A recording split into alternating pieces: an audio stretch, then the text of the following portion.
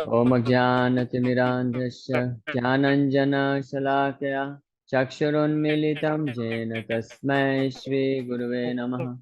श्रीचैतन्यमनोभीष्टं स्थापितमेन भूतले स्वयं रूपः कदा मह्यं ददाति स्वपदान्तिकं। वन्देऽहं श्रीगुरुः श्रीयुतापदकमलं श्रीगुरून् वैष्णवांश्च नमो विष्णुपादाय कृष्णप्रेष्ठाय भूतले श्रीमते भक्तिवेदांत स्वामिन्निति नामिने। नमस्ते सारस्वती देवे गौरवाणी प्रचारिणे निर्विशेषा शून्यवादी पाश्चात्य देश तारिणे।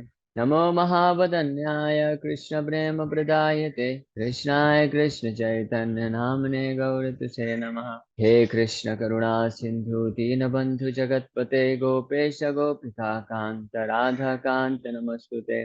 तप्त कांचन गौरांगी राधे वृंदावनेश्वरी वृषभानुसुते देवी प्रणमामि हरिप्रिये। वाञ्छाकल्पतरुभ्यश्च कृपा सिन्धुभ्येव च पतितानां पावनेभ्यो वैष्णवेभ्यो नमो नमः। जय श्री कृष्ण चैतन्य प्रभु नित्यानंद श्री अद्वैत गदाधर श्रीवासादि गौर भक्त वृंद। हरे कृष्ण कृष्ण कृष्ण हरे हरे हरे राम राम राम हरे हरे। हरे कृष्णा। तो आप सभी भक्तों का हार्दिक स्वागत है आज के श्रीमद् भागवतम के क्लास में।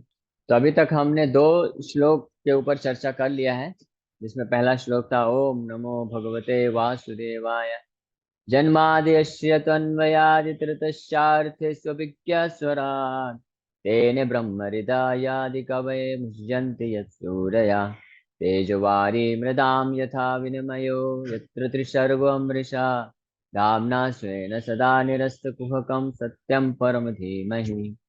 तो ये जो श्लोक है, ये भगवान कृष्ण की महिमा का वर्णन करता है। भगवान कृष्ण कौन है, भगवत तत्व, ये सब बताता है। और ये जो श्लोक बताया जा रहा है किसमें है, इसको क्या बोलते हैं, इसी को भागवत बोलते हैं। अब भागवत की महिमा भी बताना प्रारंभ कर रहे हैं, क्योंकि जब पहले श्लोक में भगवान कृष्ण की इतनी अगाढ़ महिमा का श्रवण कराए वेद व्यास जी, तो वो ओतप्रोत हो गए या गदगद हो गया उनका हृदय। ये इस पे विचार करते हुए कि भागवत ग्रंथ कितना महान है, जिसमें भगवान कृष्ण की इतनी दिव्य महिमा है। तो उन्होंने फिर भागवत की महिमा का वर्णन करना प्रारंभ कर दिया। भगवान कृष्ण की महिमा तो बाद में बताएंगे, अभी भागवत की महिमा चालू कर दिया उन्होंने बताना। तो ये दूसरे श्लोक में बोलते हैं धर्मा प्रोज्जित कैतवत्र परमो निर्मत्सराणाम सताम वेद्यं वास्तवमत्र वस्तु शिवदं तापत्रयोन्मूलनम्।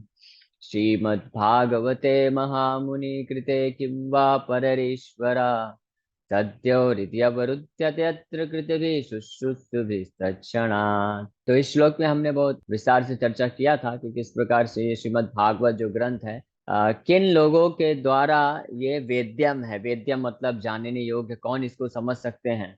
और ये भागवत ग्रंथ, भागवत की 7 महिमा हमने श्रवण किया था। ये जो 7 महिमा है, ये बाहरी है, एक्सटर्नल है, बाई प्रोडक्ट्स है, जो कि बहुत महत्वपूर्ण है, जो कि इतनी आसानी से और किसी ग्रंथों का अध्ययन करने से और किसी यज्ञ तपस्या पूजा पाठ व्रत ध्यान योग ज्ञान योग ये सब करने से भी प्राप्त नहीं हो सकता है। लेकिन वो भी फिर भी वो क्या है, बाई प्रोडक्ट है। भागवत का असली जो महिमा है अब इस श्लोक में वर्णन कर रहे हैं। ये आंतरिक महिमा है या रियल बेनिफिट, रियल ग्लोरी है भागवत की। इस श्लोक में महिमा बताया जाएगा। और साथ ही साथ में भागवत की इस महिमा का जो गुणगान है, ये 2 रूपों में किया जा रहा है, क्योंकि भागवत के 2 रूप हैं। एक है ग्रंथ भागवत और एक है भक्त भागवत। क्योंकि भागवत की महिमा तभी प्रकट होती है जब भागवत व्यक्ति हो, यानी ग्रंथ भागवत की महिमा प्रकट होती है जब व्यक्ति भागवत उसकी महिमा का व्याख्यान करता है। जिस प्रकार से हरिनाम प्रभु, हरिनाम की महिमा कैसे प्रकट होती है, हरिनाम का प्रचार कैसे होता है, भक्त के माध्यम से होता है। तो ये भगवान ने ऐसा नियम बना के रखा है कि मेरी महिमा तो है, असीम महिमा है, अनंत महिमा है, इसमें कोई संदेह नहीं है। लेकिन अपनी इस महिमा को मैं प्रकट कराऊंगा भक्तों के माध्यम से। तो भगवान भक्तों को श्रेय ज्यादा देना चाहते हैं, क्रेडिट देना चाहते हैं कि हे भक्त, हे मेरे शुद्ध भक्त, आपके कृपा के बिना मेरा महिमा हालांकि अनंत है, लेकिन फिर भी वो उसका प्रकाशन नहीं हो सकता है, वो होते हुए भी नहीं है, ऐसा समझ लीजिए। या जिस प्रकार से समझें कि किसी के अकाउंट में करोड़ों रुपए है, तो हालांकि उस अकाउंट में करोड़ों रुपए है, इतनी महिमा है उस अकाउंट की, लेकिन बिना पासवर्ड के उसका कोई लाभ नहीं उठा सकता है। उसी प्रकार से वो करोड़ों रुपए धारण करने वाला अकाउंट भगवान के समान है, और जो पासवर्ड है वो है भक्त, क्योंकि बिना भक्त के वो महिमा प्रकाशित नहीं होती है।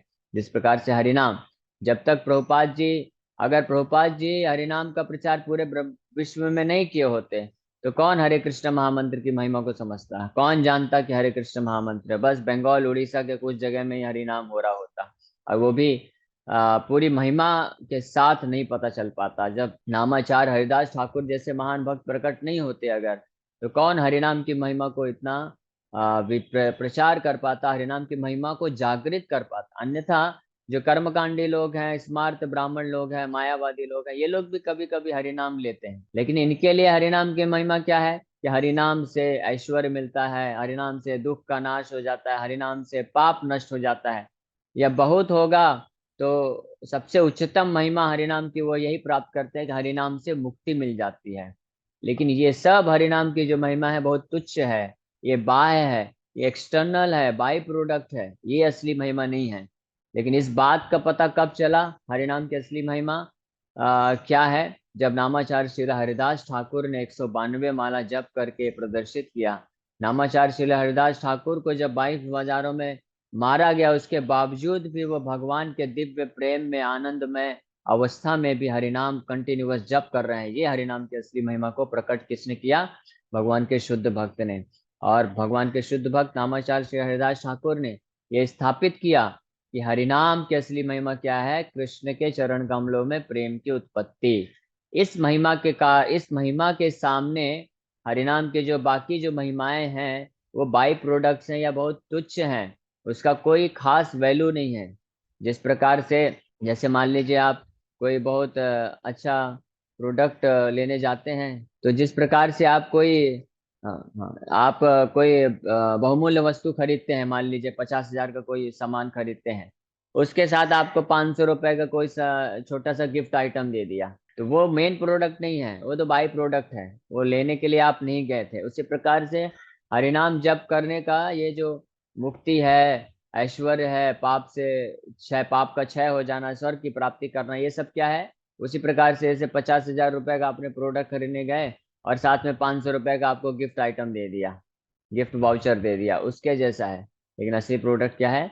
भगवान कृष्ण के प्रति प्रेम। लेकिन ये प्रकट कब होता है? केवल शुद्ध वैष्णव के कारण प्रकट होता है, क्योंकि हरिनाम प्रभु कब प्रकट होंगे? जब कोई शुद्ध वैष्णव अपने जीवा में हरिनाम प्रभु को धारण करेगा। से सोचिए, मतलब भगवान अपने आप को बंधन में रखे हुए हैं कि जब तक मेरा भक्त हरे कृष्ण कृष्ण कृष्ण हरे हरे, हरे राम राम राम हरे हरे बोल के प्रचार करेगा नहीं, गाएगा नहीं, तो मैं अपने आप को प्रकट नहीं कर सकता हूँ, मेरी महिमा प्रकट नहीं हो सकती है। उसी प्रकार से ये जो तीसरा श्लोक है बहुत महत्वपूर्ण है। ये भागवत की असली महिमा, हालांकि दूसरा श्लोक भी असली महिमा है, लेकिन ये तीसरे श्लोक में ये बहुत ही महत्वपूर्ण, मेन, मुख्य जो महिमा है, मुख्य जो फल है भागवत का श्रवण करने का, वो इसमें वर्णन है। और साथ ही साथ में जैसा कि मैं बताया कि भगवान की महिमा, क्योंकि भागवत है भगवान कृष्ण से अभिन्न, तो जिस प्रकार से भगवान की महिमा बिना भक्त के प्रेजेंट नहीं हो सकती, उपस्थित प्रकट नहीं हो सकती, उसी प्रकार से भागवत की महिमा भी कोई भागवत महाभागवत वैष्णव की कृपा के बिना प्रकट नहीं हो सकती। विशेष रूप से ये जो सबसे मुख्य महिमा है जो इस श्लोक में वर्णन किया गया है, तो आप सबसे अनुरोध है कि आप लोग ध्यान पूर्वक श्रवण करने का प्रयास करें, तो आप भी इसका लाभ उठा पाएंगे। और हमको आशा है हम सब अपने गुरुओं से, वैष्णवों से, और विशेष रूप से पंच तत्व श्री चैतन्य महाप्रभु, नित्यानंद प्रभु, भगवान श्री श्री राधा रास बिहारी और जितने भी अन्य महान आचार्य हुए हैं जिन्होंने इस भागवत ग्रंथ की महिमा को प्रकट किया है, उन सब से आशीर्वाद प्राप्त करना चाहते हैं, ताकि हम भी ध्यान पूर्वक श्रवण करके उनके पद चिन्हों में चलते हुए हम उनके द्वारा बताए हुए रास्ते, उनके द्वारा बताए हुए तरीके से भागवत को हम लोग बोलें और श्रवण करें, तो एक दिन हम भी इस स्तर पे पहुंच के जो इस श्लोक में जिस महिमा का वर्णन किया गया है, एक दिन हम भी इस इस स्तर को प्राप्त कर सके। तो इस प्रार्थना और याचना के साथ हम लोग ये श्लोक स्टार्ट करते हैं। निगम कल्प तरोर गलितम फलम सुखमुखादमृत द्रव संयुतम पिबत भागवतम रसमालयम मुहुरहो रसिका भुवि भावुका। तो पहले मैं अनुवाद ट्रांसलेशन पढ़ता हूँ, फिर वर्ड टू वर्ड मीनिंग आपको समझाने का प्रयास करूंगा, और फिर हम लोग तात्पर्य पढ़ के और अच्छे से डिटेल में समझेंगे। तो ट्रांसलेशन इस प्रकार से है। O expert and thoughtful man, relish Srimad Bhagavatam. ये श्लोक कौन बोल रहा है? वेद व्यास जी बोल रहे हैं, ध्यान रखिएगा, है ना।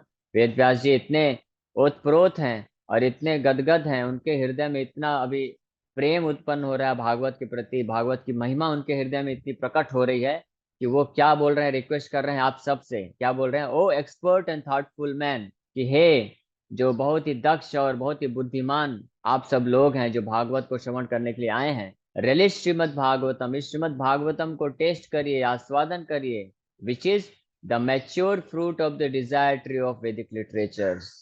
ये श्रीमद् भागवत ग्रंथ को आप साधारण मत समझिए, ये जितना भी वैदिक लिटरेचर है, वैदिक लिटरेचर को ऐसे करोड़ों करोड़ों श्लोक हैं वैदिक लिटरेचर में, सारे शास्त्रों के अगर सब श्लोकों को मिलाया जाए तो करोड़ों श्लोक बनेंगे।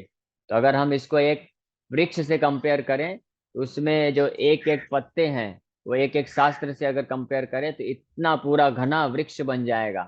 तो उसमें जो ये भागवत ग्रंथ है ये क्या है? The mature fruit of desire tree of वैदिक लिटरेचर है। क्योंकि किसी भी वृक्ष का सबसे महत्वपूर्ण चीज क्या होता है कि उसमें से फल निकलता है, फिर वो फल धीरे धीरे पकता है, और पकने के बाद भी एक अंतिम अवस्था में जाता है जहाँ पे उसको मैच्योर फ्रूट बोला जाता है। मैच्योर फ्रूट का मतलब है सबसे परिपक्व अवस्था, सबसे परिपक्व जो फल होता है उसको मैच्योर फ्रूट बोला गया है। तो इसी प्रकार से ये जो वैदिक लिटरेचर्स हैं, सारे वेद शास्त्र हैं, इनको अगर एक वृक्ष से कंपेयर किया जाए तो ये जो श्रीमद् भागवत ग्रंथ है वो क्या है? मैच्योर फ्रूट है, वो पका हुआ सबसे परिपक्व फल है। तो उसको वेद व्यास जी क्या बोल रहे हैं कि आप लोग इसका आस्वादन करिए, टेस्ट करिए। कौन लेकिन कर सकता है?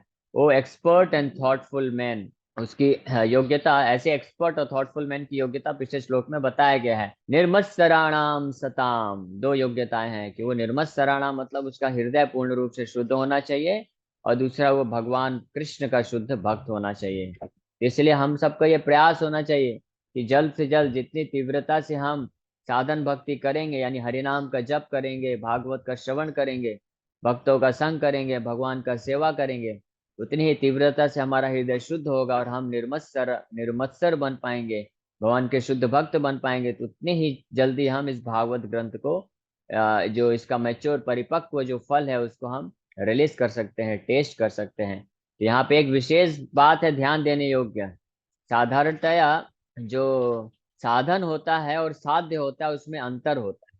जैसे मान लीजिए साधन, कोई व्यक्ति है वो इंजीनियर बनना चाहता है, तो बहुत अच्छा इंजीनियर बनना चाहता है, बहुत अच्छा पैसा कमाना चाहता है, तो ये उसका साध्य है। साध्य मतलब लक्ष्य है। तो इसके लिए साधन क्या करता है? वो इंजीनियरिंग कॉलेज में दाखिला लेता है और खूब पढ़ाई करता है 4 साल अच्छे से, और पढ़ाई करता है, प्रोजेक्ट करता है, इंटर्नशिप करता है। ये सब करने के बाद जब वो फाइनली किसी बहुत अच्छी कंपनी में सेलेक्ट हो जाता है, इंजीनियर बन जाता है, तो उसका फल प्राप्त कर पाता है। ये साध्य कहलाता है। तो साधन और साध्य अलग होता है भौतिक स्तर पे। लेकिन आध्यात्मिक जीवन में ये बड़ी इंटरेस्टिंग बात है, बहुत ही रुचिकर बात है कि यहाँ पे साधन और साध्य दोनों ही एक ही वस्तु है। यानी कि साध्य क्या है, पहले साध्य बता देते, जैसे यहाँ पे बता रहा था अभी मैं।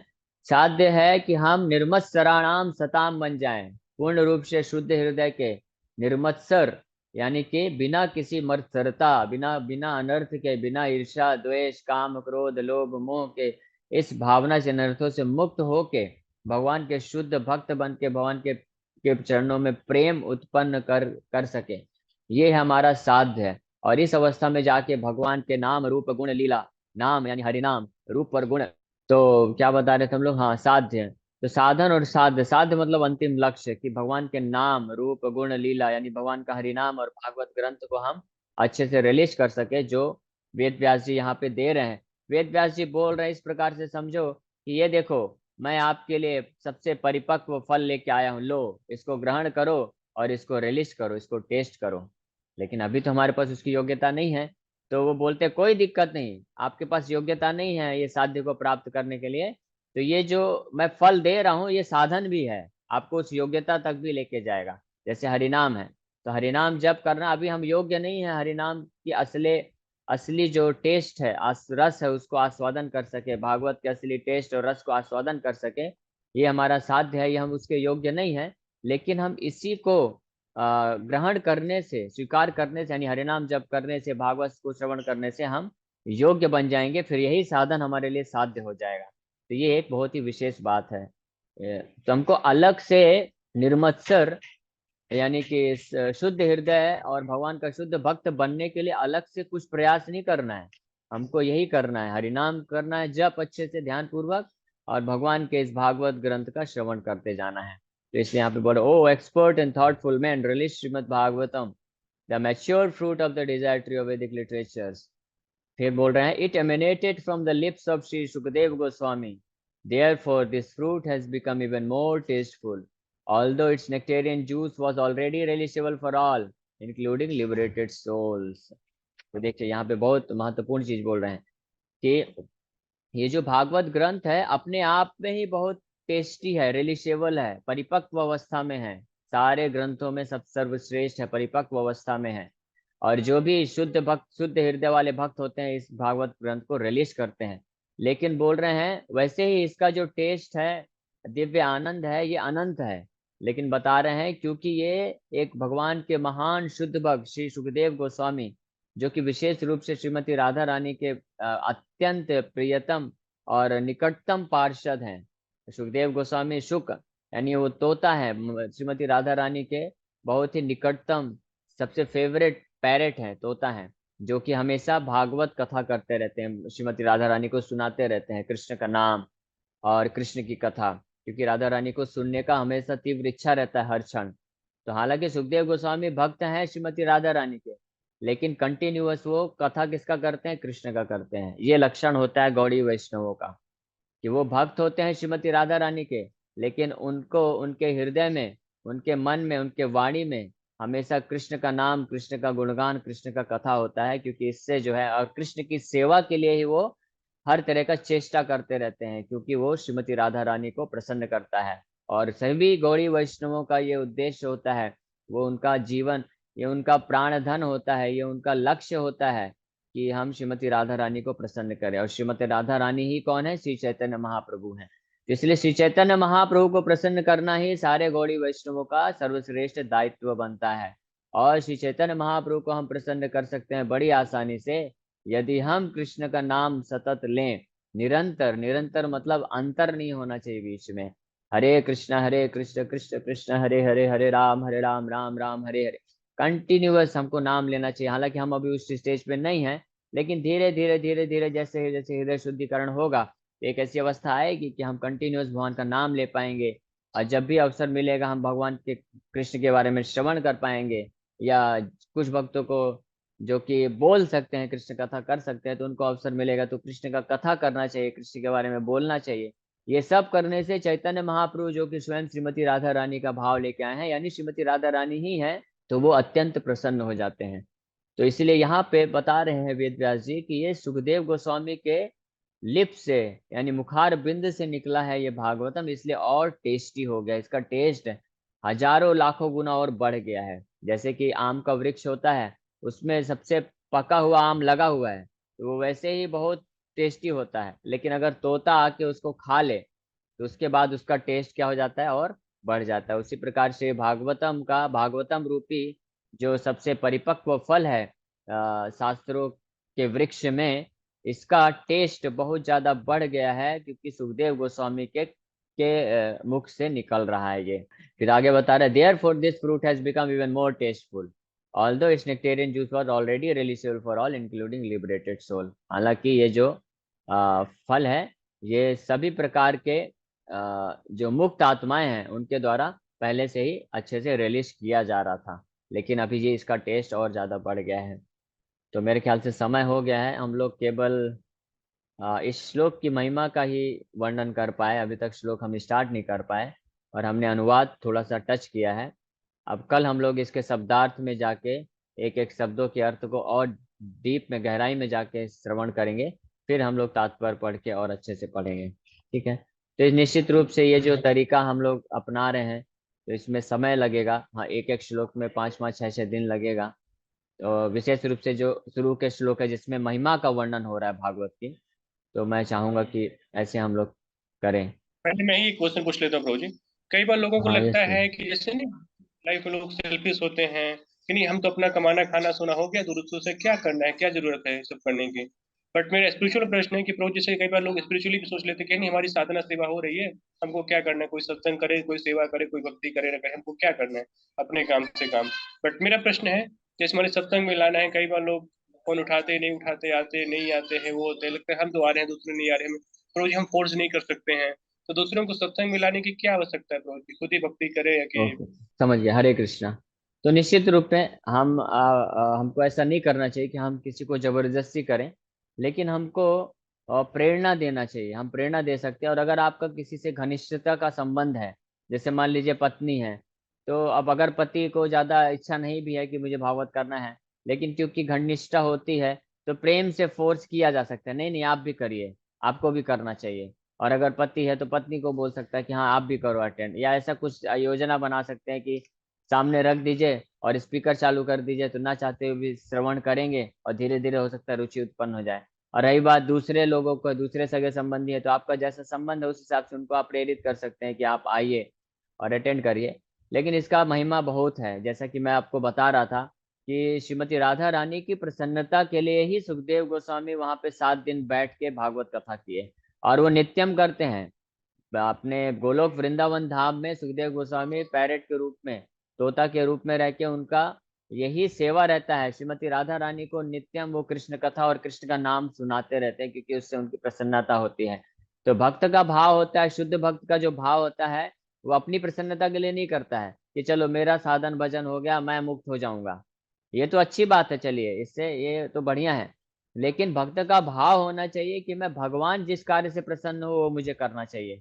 और विशेष रूप से हम लोग गौड़ी संप्रदाय में हैं, गौड़ी वैष्णव संप्रदाय में होने के कारण हम श्री चैतन्य महाप्रभु की प्रसन्नता के लिए हर कार्य करना चाहते हैं। और चैतन्य महाप्रभु प्रसन्न होते हैं जब देखते हैं कि कोई भी उनका भक्त प्रयास मात्र करता है, भले सफल नहीं हुआ, अगर कोई प्रयास भी करता है कि अन्य लोगों तक कृष्ण कथा पहुंचाए, क्योंकि चैतन्य महाप्रभु का मिशन है पृथ्वी ते आछे यत नगर आदि ग्राम सर्वत्र प्रचार है बे मोर नाम, कि मेरे भक्त जो हैं, सब लोग ध्यान से सुनिए, आप लोग अगर मुझे प्रसन्न करना चाहते हैं तो पूरे पृथ्वी में, पूरे ब्रह्मांड में कृष्ण का नाम, कृष्ण भक्ति को प्रचार करिए। और ऐसी बहुत सारी लीलाएं हैं। जब जब कोई भक्त चैतन्य महाप्रभु को बोलता है कि महाप्रभु मैं आपके साथ ही चलना चाहता हूँ, मैं सब कुछ छोड़ के आपके साथ रहना चाहता हूँ, मुझे मत त्याग करिए, मैं आपको प्रसन्न करना चाहता हूँ, तो महाप्रभु यही बोले कि आपको मेरे साथ चलने की जरूरत नहीं है, मैं तो सन्यासी हूँ, हर हर जगह भ्रमण करता रहता हूँ, आप घर गृहस्थी वाले हैं, तो आप अपने जगह में रहिए। और फिर फाइनल उपदेश देते हैं कि अगर आप मुझे प्रसन्न करना चाहते हो तो आप ये करो, क्या करो, कृष्ण शिक्षा करो, भगवत गीता भागवत पढ़ो, हरिनाम जप करो, और दूसरों को प्रेरित करो हरिनाम लेने के लिए, दूसरों को प्रेरित करो भागवत और गीता का श्रवण करने के लिए। तो हम में से जो भी भक्त श्री चैतन्य महाप्रभु की कृपा प्राप्त करना चाहता है, उनको प्रसन्न करके, तो उनको अपनी तरफ से यथाशक्ति प्रयास करना चाहिए। और एक बात ध्यान रखिएगा हमेशा, कि कोई भक्त हो सकता है बहुत ज्यादा प्रचार कर सके, 20 भक्तों, 30 40 50 भक्तों को लेके आ सके, लेकिन कोई छोटा मोटा भक्त होगा जैसे मैं हो गया, तो हम थोड़ा बहुत प्रयास करके एक दो लोगों को हम बुला सकते हैं, लेकिन महाप्रभु के लिए वो दोनों ही भक्त जो है वो दोनों से ही प्रसन्न हो जाते हैं। इसी प्रकार से जब हम गीता वितरण करने जाते हैं, जैसे वीर कृष्ण प्रभु का कितना अच्छा भाव है, वो अपने साथ हमेशा हरे कृष्णा स्टिकर, कुछ बुक्स, जप माला, ये सब लेके चलते हैं कहीं भी ट्रेवल करते हैं, है ना, इतना भार उठा के चलते हैं। मैं तो कल सुना तो बहुत ही हैरान रह गया, मेरे से तो ये सब हो नहीं पाता, मेरा खुद का एक बैग मैं उठा लूँ वही बहुत भारी लगने लग जाता है। लेकिन प्रभु जी इतना मेहनत करके 3 3 बैग लेके चलते हैं, क्यों? यही उद्देश्य है कि चैतन्य महाप्रभु की प्रसन्नता के लिए मैं जहां भी जाऊं वहां पे लोगों को हरिनाम दूं, वहां पे लोगों को गीता दूं, ये सब बताऊं। तो ये हर किसी भक्त का भाव होना चाहिए, तो इससे अच्छा रहेगा। मैं आपको एक स्क्रीन शेयर करता हूँ, आपके लिए एक बहुत अच्छा हमने प्लेटफॉर्म बना दिया है, तो उसके माध्यम से आप कहीं पे भी हैं, रीवा में हैं, बॉम्बे में हैं, या दुनिया के किसी भी कोने में बैठे हैं, तो ये पोस्टर, बहुत सुंदर पोस्टर डिजाइन किया गया है हमारे राकेश को, यहाँ पे हैं राकेश को के प्रयास से। तो आप देख सकते हैं इसमें बहुत ही अच्छे ढंग से लाइव ऑनलाइन कथा ऑन भागवतम, चैतन्य चरितमृत, भगवत गीता है, और फिर डिटेल दिया हुआ है पूरा, और साथ में फिर स्पीकर का डिटेल दिया है, और फिर टाइमिंग दिया हुआ है कि भागवतम 7:40 से 8, चैतन्य चरितमृत 2:40 से 3, भगवत गीता 7:30 से 7:50। और मीटिंग डिटेल है यहाँ पे, वीर कृष्ण प्रभु का कॉन्टेक्ट नंबर दिया हुआ है, व्हाट्सएप ग्रुप ज्वाइन करने के लिए क्यूआर कोड है, यूट्यूब चैनल के लिए क्यूआर कोड है। तो आप जहाँ पे भी हैं इसका A4 साइज में, A3 साइज में प्रिंट निकाल लीजिए, ये ग्रुप में डाल दिया जाएगा। और इसका आप प्रिंट निकाल के आप लोगों अलग अलग जगह लगा सकते हैं, मेडिकल शॉप में जहाँ पे भी आपको एक्सेस मिले वहाँ पे लगा सकते हैं। इसका कार्ड का भी फॉर्मेट आ चुका है, जिसमें कार्ड है, इसको आप कार्ड के रूप में छपवा सकते हैं। देखिए ये फ्रंट पेज है, और फिर इसके बाद ये फ्रंट पेज है जिसमें मेंशन है कि भागवतम, चैतन्य चरितमृत और भगवत गीता है। और साथ में ये बैक बैक फ्रंट है, बैक पेज है जिसमें स्पीकर डिटेल दिया हुआ है। साथ में एवरीडे कथा कथा होता है सुबह, दोपहर और शाम, और इसमें भी हर चीज मेंशन है। तो आप चाहे तो इसको छोटे छोटे कार्ड के रूप में प्रिंट करा के, ज्यादा कॉस्ट नहीं लगता है। एक एक कार्ड आप नॉर्मल प्रिंट कराएंगे तो 1.5 से 2 रुपए में हो जाता है। तो ऐसे 200-300 कार्ड आप प्रिंट करा के रखिए, और जहाँ पे भी मिलते हैं तो उनको आप थोड़ा बता के उनको कार्ड दे दीजिए, तो वो लोग जुड़ सकते हैं। तो इस प्रकार से आप भी प्रचार में एक माध्यम बन सकते हैं। हरे कृष्णा। तो हर किसी को इस प्रकार से प्रचार कार्य में जुड़ना चाहिए। ठीक है, मेरे ख्याल से समय हो गया है। सभी भक्तों का बहुत बहुत हरे कृष्ण धन्यवाद। प्रभु जी। हरे कृष्णा। दंडवत प्रणाम।